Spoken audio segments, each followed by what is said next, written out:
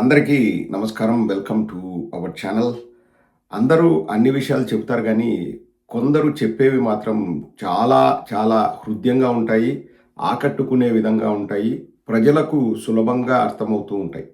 అందులో మా పార్టీ తరపున కేతిరెడ్డి గారు మాట్లాడే మాటలు చాలా చాలా చక్కగా అర్థమవుతాయి. చాలా హృద్యంగా మాట్లాడడంలో కేతిరెడ్డి గారు ముందు వరుసలో ఉంటారు. డిఎస్సి అవకతవకలపై తనదైన స్టైల్లో కేతిరెడ్డి గారు వివరించే ప్రయత్నం చేశారు. వారు ధర్నా చేశారు. వారు మోసపోయిన అభ్యర్థుల పక్షాన నిలుస్తూ వారికి న్యాయం జరగాలని చెప్పారు. కొంతమంది తెలుగుదేశం ప్లకార్డులు పట్టుకొని తెలుగుదేశం వాళ్ళు చెబితే, కొంతమంది నాకు తెలిసి ఎంపికైన అభ్యర్థులు వారు వచ్చేసి కర్నూలులో ఏదో ధర్నా చేస్తే దాని గురించి కూడా మాట్లాడారు కేతిరెడ్డి గారు. ఒక్కసారి వినండి. చాలా ఆకట్టుకునే విధంగా మాట్లాడారు కేతిరెడ్డి గారు. బకాయి పడింది. అందాజుగా నువ్వు చెప్పిన దాని ప్రకారం చూస్తే 20 లక్షల మందికి నువ్వు ఉద్యోగాలు ఇప్పిస్తానని చెప్పినావు. వచ్చేంత వరకు నిరుద్యోగ వృత్తి ఇప్పిస్తానని చెప్పి చెప్పడం జరిగింది. ఇదే కాకుండా ఈరోజు డిఎస్సి స్కామ్ లో జరిగినటువంటి అక్రమాలన్నిటివి కూడా బయటికి రావాలి. విద్యార్థుల జీవితాలతో, నిరుద్యోగ జీవితాలతో ఈ ప్రభుత్వం ఏ విధంగా చెలగాట మారుతుందని మనం అందరం తెలుసుకోవాలా, ఆలోచించుకోవాల్సిన అవసరం ఉంది. ఎందుకంటే ప్రతిసారి కూడా మనల్ని ఏదో విధంగా హామీల రూపంలో చంద్రబాబు నాయుడు గారు రావడం, మోసం చేయడం, పోవడం. నిన్న పాపం ఉద్యోగులు 16,000 మంది ఉద్యోగస్తులు కొంతమందిని పాపం అక్కడ ఉన్న ఎమ్మెల్యేలు బస్సులేసి పంపించినారు కొండారెడ్డి గుడికి. ఏం మాకు అన్యాయం చేస్తావా అని చెప్పేసి. మేము ఇక్కడ అన్యాయం చేస్తాండేది ఎవరైతే సక్రమంగా ఉద్యోగాలు తెచ్చుకున్నారో వాళ్ళ కోసం కాదు. బ్లాక్ షిప్ ఆ నల్లగొర్ర యాడ్ ఉంది అని, ఆ గొర్రెలు బయటికి రావాలి అని, దొంగగా సీట్లు సంపాదించుకున్నవాడు బయటికి రావాలి అని మీరెంత ఎందుకు బాధపడతారు? నేను దొంగల గురించి మాట్లాడతాను, మీరెంత కుజాలు ఎందుకు చంపుకుంటున్నారు? మీరు సక్రమంగా రాసించే ఉద్యోగాలు ఏమో కదా. ఇప్పుడు మా దాంట్లో మొన్నటి వరకు ఉండే ఆర్టీఓ, మా దాంట్లో డిఎస్పీ ఉండే, పోస్టింగ్లు ఉండే. వాళ్ళ దాంట్లో ఎగ్జామ్ ఏదో తప్పుగా ఉందని చెప్పి హైకోర్టు వాళ్ళ పోస్టింగ్లు ఇవ్వకుండా పక్కన పెట్టింది. మేమేమన్నా అన్నామా? చాలా చాలా చక్కగా చెప్పారు కేతిరెడ్డి అన్న. మేము సక్రమ మార్గంలో ఎంపికైన వాళ్ళ గురించి మేము ఏమీ మాట్లాడట్లేదు. అలాగే మీ ఉద్యోగాలు కూడా ఎక్కడా పోవు. అక్రమ మార్గాల్లో ఉద్యోగాలు సంపాదించుకుందామని చెప్పేసి డబ్బులు కట్టో, పైరవీలు చేసుకునో, లేకపోతే పేకాడో, లేకపోతే ఇంకొక రకంగానో రికమెండేషన్లతోనో వాళ్ళ ఉద్యోగాలు సక్రమం కాదు. వాళ్ళ ప్లేసులో కష్టపడి చదివిన వాళ్ళకి, పరీక్షలు రాసిన వాళ్ళకి ఉద్యోగం రావాలని మేము చెప్తున్నాం. మేము అడిగేది బ్లాక్ షీప్లు బయటికి రావాలి. బ్లాక్ షీప్ అది కేతిరెడ్డి అనే బాగా చెప్తాడు. బ్లాక్ షీప్లు బయటికి రావాలి, కలుగులో దాక్కున్న ఎలకలు బయటికి రావాలని చెప్తున్నాం. కానీ కష్టపడి పరీక్ష రాసిన వాళ్ళ గురించి మా ఉద్యమము, మా నిరసన కాదు. మీరెందుకు భుజాలు తడుముకుంటున్నారు అంటే వాళ్ళ తప్పు కూడా కాదులేండి. ఇంకా తెలుగుదేశం వాళ్ళు బెదిరించి, లేకపోతే మీరు వెళ్ళకపోతే మీకు ఉద్యోగాలు ఉండవు అది ఇది అని చెప్పేసి మాయమాటలు చెప్పి పంపిస్తే వాళ్ళు బయటకు వచ్చే వాళ్ళే తప్పితే వాళ్ళకు ఉద్యోగం వచ్చింది, మీ ఉద్యోగాలు ఎక్కడికి పోవు అనే విషయం వాళ్ళకు కూడా తెలుసు. కానీ కష్టపడి చదివిన వాళ్ళకు రాకపోతే బాధ ఉంటుందా లేదండి? 3 లక్షల పైచిలకు టీచర్ పోస్టుల కోసం ఉద్యోగాలు రాస్తే ఏమీ లేని వాడికి ఉద్యోగం వచ్చిందనుకోండి, కష్టపడి నాకు ఉద్యోగం రావాలి, నా కుటుంబ బాధ్యతలు నేను చూసుకోవాలని ఎన్నో రోజులుగా సక్రమమైన మార్గాల్లో కష్టపడిన అభ్యర్థులు ఎక్కడికి పోవాలి? దానికోసమే మా నిరసన కార్యక్రమాలు, మా ధర్నా. ఇంకా ఎక్కడ మోసం జరిగిందన్న విషయం కూడా అసలు కట్టే కొట్టే తెచ్చే టైపులో చెప్తారు. చాలా చాలా సింపుల్గా అర్థమయ్యే విధంగా చెప్తారు. ఒక్కసారి వినండి.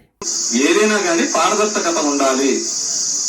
అది 3,36,000 మంది ఉద్యోగాలకు సంబంధించిన పారదర్శకతకు సంబంధించిన అంశం. నేను ఊరికే గుడ్డిగా వాళ్ళు ఉన్నారు వీళ్ళు ఉన్నారని వేయటంగా మీరు తీసుకున్న నిర్ణయాల వల్ల మాకు అనుమానం వచ్చింది. ఏంటి ఆ నిర్ణయాలు? మీరు గతంలో ఇది పట్టుకోక వేరే వాళ్ళకి అతనికి ఎందుకు మాకు అనుమానాలు వచ్చినాయి? గతంలో మీరు చేసినటువంటి నిర్వాహకాలలో 2% ఉండే స్పోర్ట్స్ కోటాని 3% చేసినారు. ఎవరు చేసినారు? జీవో నెంబర్ 4 అని 47 అని ఓ 30 దాకా కొత్తవి దాంట్లోకి ఇన్వాల్వ్ చేయడం జరిగింది. కొత్తవి స్పోర్ట్స్ దాంట్లో ఇంక్లూడ్ చేయడం జరిగింది. మామూలు అడగండి. దానికంతా ఎవరు సర్టిఫికేట్ ఇచ్చేవారు? విద్యాశాఖ మంత్రి తోడల్లుడు భరత్ ఇస్తున్నాడు. అదేవిధంగా కూనా రవికుమార్ అనే ఎమ్మెల్యే కూడా ఒక 38 ఇచ్చినాడు, ఈయన ఒక 39 ఇచ్చినాడు. ఇది కూడా నాకు అనుమానం వస్తాండేది. ఎవరైనా కానీ క్రికెట్ ఆడిన వాళ్ళు గెలిచిన వాళ్ళకి ఇస్తారే తప్ప ఆడిన వాళ్ళకందరికి కూడా ఇచ్చుకుంటా పోతాంటారా? ఎవరైతే గెలిచారో వాళ్ళకి ఇవ్వాల. ఇక్కడ ఏం జరిగింది? మొన్న నెంబర్ 1 వచ్చిన వాళ్ళకి ఈలే, బంగారు వచ్చిన వాళ్ళకి ఈలే, దాంట్లో పార్టిసిపేట్ చేసిన వాళ్ళకి ఇచ్చినారు. ఇది మేము పెట్టే అభ్యంతరం. జీవో నెంబర్ 4, జీవో నెంబర్ 47 అన్నవి సృష్టించి అసలు లేని క్రీడల్ని 38, 39 క్రీడల్ని అందులోకి జొప్పించి ఎవరు? బాలకృష్ణ అల్లుడు నారా లోకేష్ తోడల్లుడు భరత్, అలాగే కూన రవికుమార్, వీళ్ళిద్దరూ వాళ్ళ ఇష్టం వచ్చిన వాళ్లకు వాళ్ళు ఉద్యోగాలు ఇచ్చుకున్నారు. 400 మందికి ఎట్లా ఉద్యోగాలు ఇచ్చినారు? అసలు ఆ స్పోర్ట్స్ కోటాలే లేవు.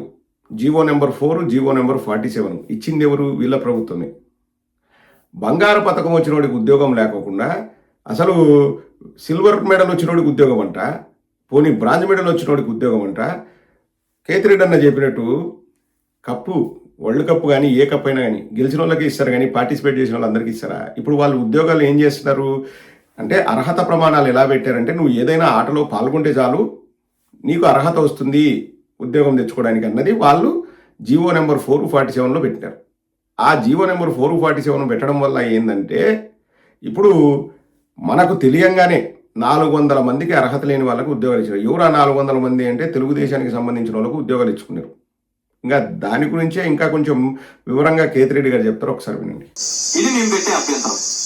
స్పోర్ట్స్ కోటాలో 400 మందికి ఈ విధంగా ఇచ్చినారు. మీరు వాటి మీద ఎంక్వైరీ చేయండి అని ఎందుకు మీరు ఎంక్వైరీ చేయలేకపోతున్నారు? ఇప్పటి వరకు ఇంతమంది అడుగుతున్నారు కదా, ప్రతిపక్షానికి కూడా మీకు గుణపాఠం లాగా ఉండాలి. ఎంక్వైరీ చేసేసి ఆ రిపోర్ట్ ముందర పెట్టండి. రోజుకు ఒకరు వచ్చి మాట్లాడిచ్చేది ఎందుకు? రోజుకు మన మీద మాట్లాడిన వాళ్ళందరూ ద్రోహులు అనే పద్ధతిలో ఎందుకు చిత్రీకరిస్తున్నారు? ఇది అత్యంత ప్రమాదకరం. అదేవిధంగా రాతపూర్వకంగా రాసిన వాళ్ళలో నెంబర్ 1 వచ్చిన వాడికి, ర్యాంకుకి వచ్చిన వాడికి ఈలే, అతను కోర్టుకు పోయి తెచ్చుకోవాల్సి వచ్చింది. పోనీ కంప్యూటర్లో డేటా ఉంది అంటే డేటా కనపడటంలా. మేము కూడా అడిగినాం, డిఎస్సీది ఎవరు రాసినా మా నియోజకవర్గంలో ఎమ్మెల్యే ఉంటే మా దగ్గర ఏంది లేదు సార్ అన్నారు. మనగా మన ఊళ్ళో నేతన్న లిస్ట్ ఉంటుంది చూసిన అది కూడా ఏడా కనపడుతుంది. ఎవరికి ఇచ్చిన లేదు, ఏడమైనాయో లేదు. మెసేజ్లు పంపిస్తా ఉన్నారు, లవ్ మెసేజ్లు SMS పంపిస్తాము, వాళ్ళు వచ్చి ఉద్యోగం తీసుకోవాలి. ఇక్కడ కదా మనందరికీ కూడా అనుమానాలు వస్తాండేది. ఇదంతా కాదు, ఈ 447 ఇచ్చిన తర్వాత మళ్ళీ ఇంకో కొత్త జీవో ఇచ్చినారు, 56 జీవో అని. ఆ జీవో ప్రకారం ఏంది? ఆ 2 జీవోలు కూడా రద్దు చేస్తా ఇచ్చినాడు. ఉద్యోగాలన్నీ అయిపోయినాక ఇచ్చినది మీరే, దాంట్లో తీసుకునేది మీరే, మళ్ళీ దాన్ని రద్దు చేయాల్సిన అవసరం ఏమొచ్చిందని మేము అడుగుతున్నాం ప్రశ్న. ఈ డిఎస్సి ఉద్యోగాల్లో ఈ రోజు స్పోర్ట్స్ కోటాలో తెచ్చుకున్న వాళ్ళు మిగతా సబ్జెక్టులు కూడా చెప్పచ్చు అంట. మిగతా సబ్జెక్టులు కూడా వాళ్ళు చెప్పచ్చు. అంటే ఇంగ్లీషు, సోషల్, సైన్స్ ఇవన్నీ కూడా వాళ్ళు చెప్పే అవకాశం ఉంది. మరి అట్లా చేయాలంటే వాళ్ళకు డిఎస్సీలో టెట్ ఏదో ఒక ఎగ్జామ్ రాసింటారు కదా. ఇక్కడ దొరికిపోయింది ఈ ప్రభుత్వం. జీవో 4, జీవో 47 ఇచ్చి ఎవరెవరికో స్పోర్ట్స్ కోటాలో ఉద్యోగాలు ఇచ్చి వాళ్ళ మనుషులకు ఉద్యోగాలు ఇచ్చుకొని మళ్ళీ జీవో 56 ఇచ్చి ఆ 2 జీవోల్ని రద్దు చేస్తున్నామని చెప్పారు. ఏది? వాళ్ళకు ఉద్యోగాలు ఇచ్చుకున్న తర్వాత. దాని గురించి అడుగుతున్నాము. మేము ధర్నా చేయాల్సిన అవసరం లే, దానిపైన క్లారిటీ ఇవ్వండి, మేము కూడా కామ్ అయిపోతాం కదా. మీరు క్లారిటీ ఇస్తే ఎందుకు మీరు క్లారిటీ ఇవ్వలేకపోతున్నారు అని చెప్పేసి వైఎస్ఆర్ కాంగ్రెస్ పార్టీ ప్రశ్నిస్తుంది. మరి దీనికి సమాధానం చెప్పే దమ్ము, ధైర్యం ఉండాలి కదండి, గవర్నమెంట్కి ఉండాలి కదా. పేకాడితే ఉద్యోగమా? టీచర్ చదువు చెప్పాలి కానీ టీచర్ చదువు చెప్పడానికి నీకు ఏందయ్యా క్వాలిఫికేషన్ అంటే నేను పేకాడేవాడిని, సత్రాల్లో అరుగుల పైన లేకపోతే క్లబ్బుల్లో కూర్చొని పేకాడేవాడిని అంటే అబ్బా వాళ్ళేంది? పేకాడి ఉద్యోగం తెచ్చుకునేవాడు వాడు ఇంగ్లీష్ చెప్పొచ్చంట, మ్యాథ్స్ చెప్పొచ్చంట, సైన్స్ చెప్పొచ్చంట, ఏదని చెప్పొచ్చంట. ఇది ఎక్కడి దరిద్రం, ఇది ఎక్కడి దౌర్భాగ్యం? బయటకు వచ్చి వివరణ ఇవ్వండి. జీవో నెంబర్ 4 ఎందుకు ఇచ్చినారు, 47 ఎందుకు ఇచ్చినారు, వాటిని రద్దు చేసి ఆ జీవో 56 ఎందుకు ఇచ్చినారు? సమాధానం చెప్పాలి కదా. మొత్తం మోసం జరిగిందండి. వాళ్ళకు ఉద్యోగాలు ఇచ్చుకోవడానికి ఇంతకుముందు అర్సా క్లస్టర్స్ అని 99 పైసలకు భూములు ఇస్తామని ఎట్లా స్కాములు చేయాలనుకున్నారో సేమ్ ఇది కూడా అదే స్కామ్.